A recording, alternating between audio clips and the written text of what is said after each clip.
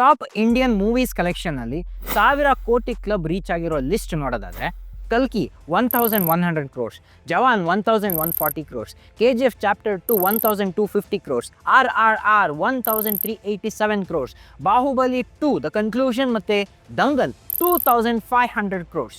ಈಗ ಪುಷ್ಪ 2 ಕೂಡ 1000 crores ದಾಟಿದೆ. So majority collection south Indian ಮೂವೀಸಿಂದನೇ ಆಗಿದೆ. ಸೊ ಸೌತ್ ಇಂಡಿಯನ್ ಮೂವೀಸ್ನ ಸಕ್ಸಸ್ನ ಕಾರಣ ಏನು? ಇಲ್ಲಿನ ಮಾರ್ಕೆಟಿಂಗ್ ಸ್ಟ್ರಾಟಜಿಗೂ ನಾರ್ತ್ ಇಂಡಿಯನ್ ಮೂವೀಸ್ನ ಮಾರ್ಕೆಟಿಂಗ್ ಸ್ಟ್ರಾಟಜಿಗೂ ಏನು ವ್ಯತ್ಯಾಸ?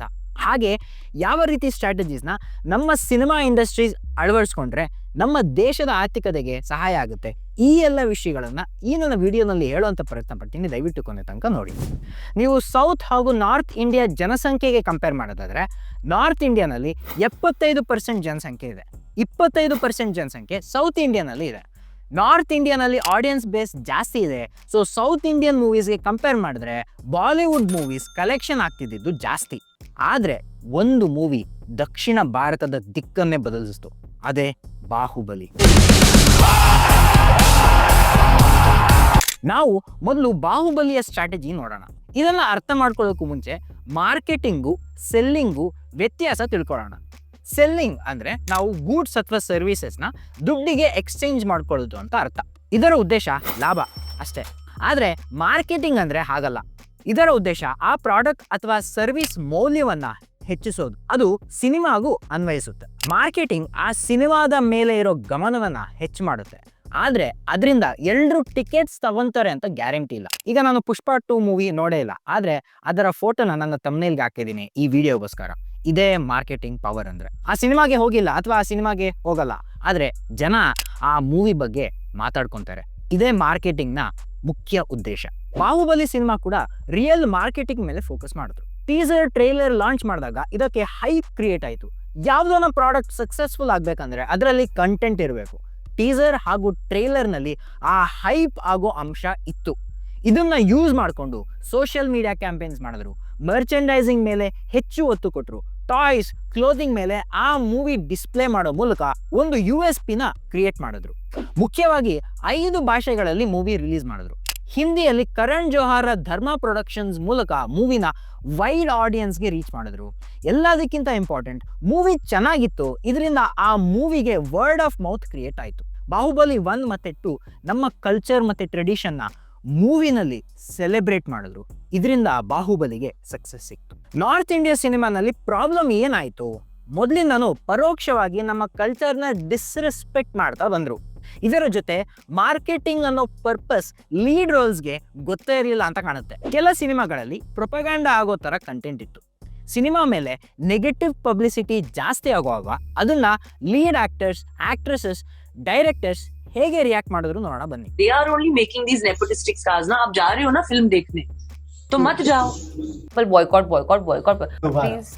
please boycott. ನಿಮಗೆ ಇಷ್ಟ ಇಲ್ಲ ಸಿನಿಮಾಗೆ ಬರಲೇಬೇಡಿ ಅಂತ ಆರೋಗ್ಯನ್ಸ್ ತೋರಿಸಿದ್ರು. ಅದು ಯಾವಾಗ? ಮೂವಿ ರಿಲೀಸ್ ಆಗೋಕ್ಕೂ ಮುಂಚೆ ಇಂಟರ್ವ್ಯೂಗಳಲ್ಲಿ. ಎರಡನೇದು, ಅವರ ಸಿನಿಮಾನಲ್ಲಿ ಆ ಬಿಲಾಂಗಿಂಗ್ನೆಸ್ ಮಿಸ್ಸಿಂಗ್ ಇತ್ತು.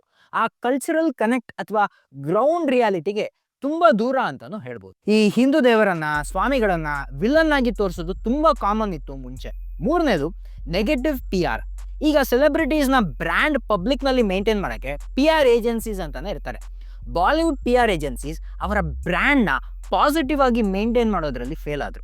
Bollywood celebrities versus south Indian celebrities fans ಜೊತೆ, ಕ್ರೂ ಮೆಂಬರ್ಸ್ ಜೊತೆ ಹೇಗೆ ಇರ್ತಾರೆ ಅನ್ನೋ ಕಂಪ್ಯಾರಿಸನ್ ವಿಡಿಯೋಸ್ ನಿಮಗೆ ಯೂಟ್ಯೂಬ್ನಲ್ಲಿ ನೂರಾರು ಸಿಗ್ತವೆ. ಬಾಲಿವುಡ್ ಸೆಲೆಬ್ರಿಟೀಸ್ ಸ್ವಲ್ಪ ಆರೋಗ್ಯಂಟ್ ಆಗೂ ನಡ್ಕೊತಾರೆ. ಸೊ ಈ ರೀತಿ ಆಟಿಟ್ಯೂಡ್ ಇದ್ದಾಗ ಅಟ್ಲೀಸ್ಟ್ PR ಏಜೆನ್ಸೀಸ್ ಹೇಳಬೇಕಲ್ವಾ ಯಾವ ರೀತಿ ಇರಬೇಕು ಪಬ್ಲಿಕ್ನಲ್ಲಿ ಅಂತ. ಆಮೇಲೆ ಇಂಥ ದೊಡ್ಡ ಸೆಲೆಬ್ರಿಟೀಸ್ ಸ್ಕ್ರೀನ್ ಪ್ರೆಸೆನ್ಸ್ ಆದಾಗ ಅವ್ರ ಮೇಲೆ ಒಂದು ನೆಗೆಟಿವ್ ಇಂಪ್ರೆಷನ್ ಇರುತ್ತೆ. ಇದು ಮೂವಿ ಮೇಲೂ ಇಂಪ್ಯಾಕ್ಟ್ ಮಾಡುತ್ತೆ. ಸೊ ಇದು ಬಾಲಿವುಡ್ನ ಅಂತ್ಯನ? ಖಂಡಿತ ಇಲ್ಲ. ಬಾಲಿವುಡ್ ಮೂವೀಸ್ ಕೂಡ ಸೌತ್ ಇಂಡಿಯನ್ ಸ್ಟ್ರಾಟಜೀಸ್ನ ಅಪ್ಲೈ ಮಾಡ್ತಾ ಇದೆ. ಇನ್ಫ್ಯಾಕ್ಟ್ ಸೌತ್ ಇಂಡಿಯನ್ ಡೈರೆಕ್ಟರ್ಸ್, ಆ್ಯಕ್ಟರ್ಸ್ನೇ ತಗೊಂಡು ಕಲೆಕ್ಷನ್ ಜಾಸ್ತಿ ಮಾಡ್ಕೊತಿದ್ದಾರೆ. ರೀಮೇಕ್ ಮೂಲಕನೂ ಕೋಟಿ ಮಾಡ್ಕೊತಾ ಇದ್ದಾರೆ. ಸಿಂಗಮ್ ರೀಮೇಕಿಂದ 400 ಕೋಟಿ, ಕಿಕ್ ರೀಮೇಕಿಂದ 350 ಕೋಟಿ, ಅತಿಲಿ, ತೆರ್ರಿ, ಮೀರ್ಸಲ್, ರಾಜಾರಾಣಿ, ಬಿಗಿಲ್ ಅನ್ನೋ ಸೂಪರ್ ಹಿಟ್ ಫಿಲ್ಮ್ ಕೊಟ್ಟಿದ್ದಾರೆ ತಮಿಳಿನಲ್ಲಿ.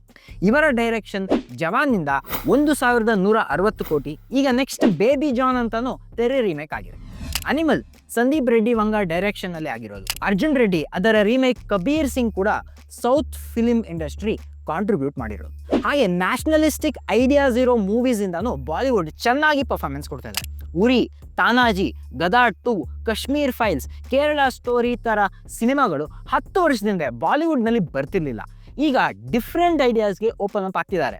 ಮತ್ತೆ ಸೌತ್ ಇಂಡಿಯನ್ ಮೂವೀಸ್ ಹಾಗೆ ಕ್ಲಿಕ್ ಆಗಿಲ್ಲ, ಪ್ರತಿ ಮೂವಿನೂ ಪ್ರೂವ್ ಮಾಡಿಕೊಂಡು. ಬಾಹುಬಲಿ 1 ಕಲೆಕ್ಷನ್ 650 crores ಇತ್ತು, ಕ್ಲಿಕ್ ಆಗಿದ್ದಕ್ಕೆ ಸೆಕೆಂಡ್ ಪಾರ್ಟ್ನಲ್ಲಿ 2500 crores ಆಗಿದೆ. KGF 1 250 crores, second part 1250 crores. ಪುಷ್ಪ 1 373 crores, ಸೆಕೆಂಡ್ ಪಾರ್ಟ್ ಒಂದು ವಾರಕ್ಕೆ 1000 crores ಕ್ರಾಸ್ ಮಾಡಿಬಿಡಿದೆ.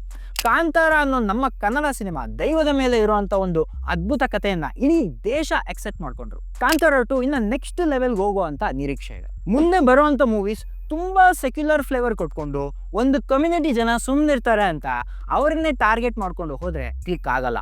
ಒಳ್ಳೆ ಕತೆ ಇರಬೇಕು, ಎಕ್ಸಿಕ್ಯೂಷನ್ ಚೆನ್ನಾಗಾಗಬೇಕು. ಹಾಗೆ ಆ ಮೂವೀಸ್ನಲ್ಲಿ ನಮ್ಮ ಕಲ್ಚರ್ ಟ್ರೆಡಿಷನ್ನ ಸೆಲೆಬ್ರೇಟ್ ಮಾಡುವಂಥ ಅಂಶ ಇದ್ದರೆ ಇಡೀ ಭಾರತದ ಸಿನಿಮಾ ಇಂಡಸ್ಟ್ರಿ ಸಮೃದ್ಧಿಯಾಗಿ ಬೆಳೆಯುತ್ತೆ. ಹಾಗೆ ಇದರಿಂದ ಎಕನಾಮಿಕ್ ಬೂಸ್ಟ್ ಕೂಡ ಸಿಗುತ್ತೆ ಅಂತ ಹೇಳ್ತಾ ಈ ನನ್ನ ವಿಡಿಯೋನ ಮುಗಿಸ್ತಾ ಇದ್ದೀನಿ. ಈ ನನ್ನ ವಿಡಿಯೋ ಇಷ್ಟ ಆಗಿದ್ರೆ ಲೈಕ್ ಮಾಡಿ, ಶೇರ್ ಮಾಡಿ, ಸಬ್ಸ್ಕ್ರೈಬ್ ಮಾಡಿ. ಮುಂದಿನ ಸಲ ಮುಂದಿನ ವಿಡಿಯೋಲಿ ಸಿಗೋಣ. ಅಂತ take care, bye, see you.